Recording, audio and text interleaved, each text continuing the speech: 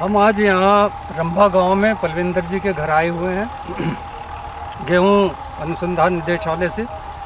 पलविंदर जी, ये बताइए कि आपने कौन कौन सी वैरायटीज़ यहाँ लगाई? सभी किसान साथियों को नमस्कार। सर देखिए, हमारे यहाँ PBW 826, HD 3386 और DWR की DBW 327, DBW 371, DBW 372 का प्रोडक्शन हुआ है जो अभी हमने लगाया है। अगर हम इनकी प्रति एकड़ के हिसाब से एवरेज का मूल्यांकन करें तो इसमें जो 327 और 371 वैरायटी का जो यील्ड है प्रति एकड़ के हिसाब से वो सबसे अच्छी रही है हमारे। आपने कितने एकड़ में लगाई है? 327 वैरायटी हमारी लगभग 80-90 एकड़ के करीब में लगी हुई है, जिसकी हार्वेस्टिंग अभी कल कुछ परसों को करवाई थी।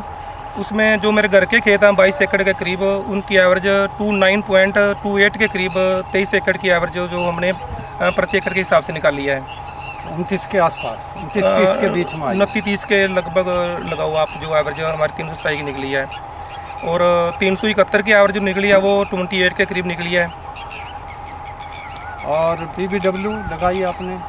PBW 826 की जो यील्ड निकली है अक्टूबर 22-23 की सोइंग थी जो, वो तो 16-17 क्विंटल के करीब रही।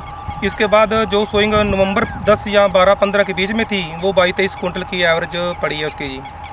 अच्छा, आमतौर से आपने सोइंग कब की इसकी?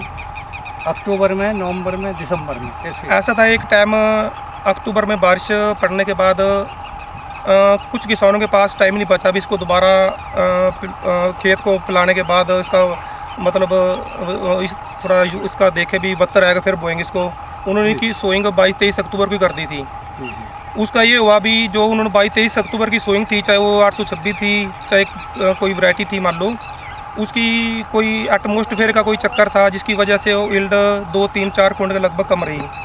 अच्छा, आपने कंजर्वेशन एग्रीकल्चर करते हैं या कैसे इसको जोत के आराम से प्लाविंग करके करते हैं या? ऐसे हमारे कुछ खेत हैं उसमें हैप्पी सीडर का इस्तेमाल करते हैं, कुछ खेत नहीं सुपर सीडर को मानते हैं, हैप्पी सीडर का करते हैं। और हैप्पी सीडर की बजाय और कुछ में छरटा विधि के द्वारा भी जो उनका बीज का छिड़काव तो करते हैं। प्रोडक्टिविटी का कोई फ़र्क पड़ता है इसका अलग अलग तरीके से अगर आप सोइंग करें? इसमें जो खेत थोड़ी मजबूती में है जो जिनकी मतलब मिट्टी में पकड़ ज़्यादा है तो उसको तो हम रूटावेटर से या सुपर सीडर से कर देते हैं, उसकी कोई दिक्कत नहीं आती।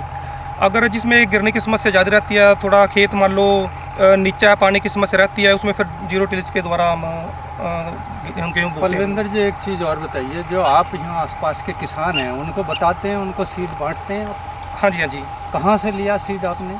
हमने DWR करनाल से सीड लिया जो उनकी DBW 327 का, 371 का, 372 का और HD 3386 का सीड हमें IR पूसा दिल्ली से प्राप्त हुआ। PBW 826 का पंजाब यूनिवर्सिटी से लिया जो हम लोगों डिस्ट्रीब्यूट करके आगे उनका जिस एरिया में जो सी वैरायटी चलती है उस हिसाब से वो अपना सोइंग करके अपना जाड़ का जो यील्ड है वो प्राप्त कर सकते ज़्यादा से ज़्यादा। जो कोई आपको दिक्कत तो नहीं आई सीड लेने में या परेशानी की भीड़ थी या किसी भी तरह की कोई समस्या नहीं है। जब भी सीड की कोई वैरायटी रिलीज होती है वो किसी भी जैसे सरकारी संस्थान है उनका मोटिव रहता है भी किसी भी फार्मर को सबसे पहले जो अपना सीड है उनको प्रोडक्शन के लिए दिया जाए ताकि वो आगे आने वाले टाइम में लगा करके और उनकी जो यील्ड की जो एवरेज है वो खुद देखे अपने हिसाब से, ना कि किसी और के ऊपर डिपेंड करे भी कितनी निकली या कितनी नहीं निकली। मतलब इसमें किसी भी तरह कोई समस्या नहीं है हमारे को।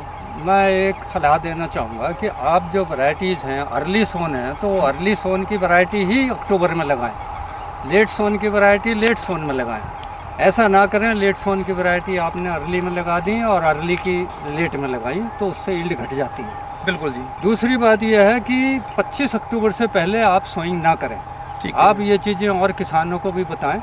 और हमारा पोर्टल खुलने वाला है सितंबर में, आप उसकी देखें और किसानों को भी बताएं। और हम थोड़ा बहुत सीड 5-5 किलो सीड सबको देते हैं। तो अगर कोई किसान है उनको आप दिखाइए सीड और उन्हें बताइए अच्छा सीड कहाँ से मिलता है और जो वैरायटी जिसके लिए है, जो उसकी रिकमेंडेशन है, खाद पानी की और सोइंग टाइम की वो उसी पे करनी चाहिए। हाँ जी, हाँ जी। इस मामले में आप हमारी मदद करें। आपका बहुत बहुत धन्यवाद।